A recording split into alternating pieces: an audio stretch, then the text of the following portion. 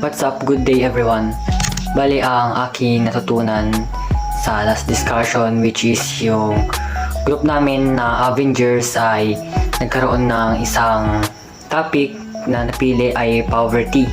Then yung aming SDG ay SDG number 2, which is zero hunger.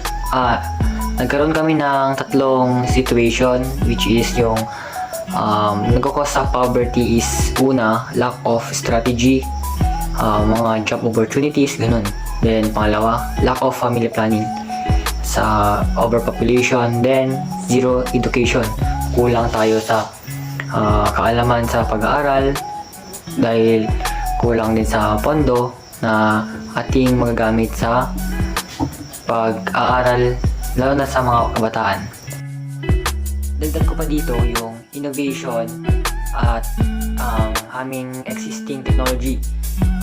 Unahin natin sa existing technology, which is yung ICT or Information Communication Technology, which is sila yung mga tao or ito yung technology kung saan nagbibigay ito ng information about sa mga bagay kung saan nakakatulong improve yung pagkatao or nakakatulong sa paghanap nila ng job opportunities, mga pamphlets, nagbibigay sila ng ganun.